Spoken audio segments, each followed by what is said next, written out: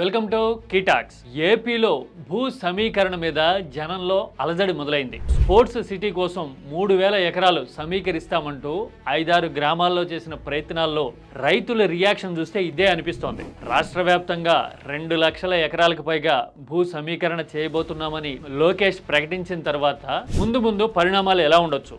ఈ భూ సమీకరణలే పొలిటికల్ ఫ్లాష్ పాయింట్ అవుతాయా? This is keytalks for you.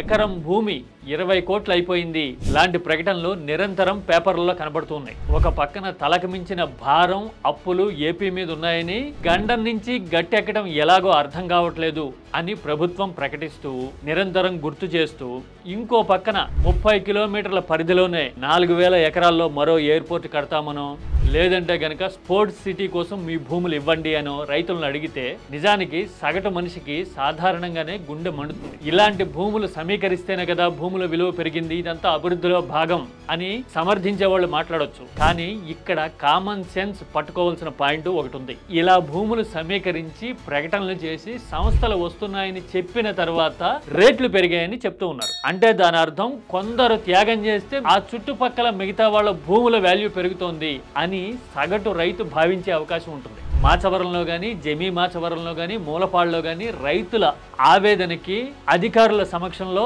తీవ్ర నిరసన చెప్పడానికి ప్రధాన కారణం ఇదే. ఇదే పాయింట్ని ప్రభుత్వం మిస్ అవుతున్నట్టుగా ఉంది. ప్రభుత్వం చెబుతున్న వాదన ప్రకారం ఏపీ ఆర్థికంగా నిలదొక్కుకోవడానికి చాలా దూరం ప్రయాణం చేయాల్సి ఉంది కదా.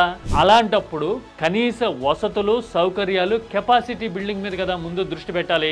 ఒక పక్కన రాజధాని విషయంలో నిర్మాణాలు కానీ, వ్యవహారాలు కానీ కొలిక్కి రాక మునిపే మరొక చోట స్పోర్ట్స్ సిటీ లాంటివి కడతాము అని సమీకరిస్తూ ఉంటే రైతుల్లో ఆందోళన రావడం అనేది సర్వసాధారణం. పైగా ట్రాక్ రికార్డు కూడా ఇలాగే ఉంది. నేను గతంలో ఒక వీడియో చేశా, కెపాసిటీ బిల్డింగ్ ఇంపార్టెంట్ అని. వాస్తవాలు ఇలా ఉన్న తర్వాత రైతుల్లో ఆందోళన రావడం అనేది సహజంగా కనపడుతూ ఉంది. అంటే ప్రాక్టికాలిటీని మిస్ అయ్యి అన్ని ప్రాంతాల్లోనూ వివిధ ప్రాజెక్టుల కోసం, భవిష్యత్తు నిర్మాణం కోసం అంటూ భూ సమీకరణలకు సిద్ధపడితే గనక రైతుల నుంచి ఇలాంటి ప్రతిస్పందనే వచ్చే అవకాశాలు ఎక్కువగా ఉంటాయి. ఎందుకంటే కూటమి ప్రభుత్వం ఇప్పటికే చేసిన భూ కేటాయింపుల మీదే ఉర్సాల లాంటి ఉరుములు పిడుగులు పడుతున్న సమయంలో రైతులు, భూ యజమానులు ఎలాంటి వైఖరి తీసుకుంటారు అనేది కేవలం ఆర్థిక పరమైన, సామాజిక పరమైన విషయమే కాదు, రాజకీయంగా కూడా ఫ్లాష్ పాయింట్ అయ్యే అవకాశం ఉంది. ఎందుకంటే ప్రతి నియోజకవర్గంలోనూ భూ సమీకరణ ఉంటుంది అని ఈ ప్రభుత్వమే ఆల్రెడీ చెప్పింది.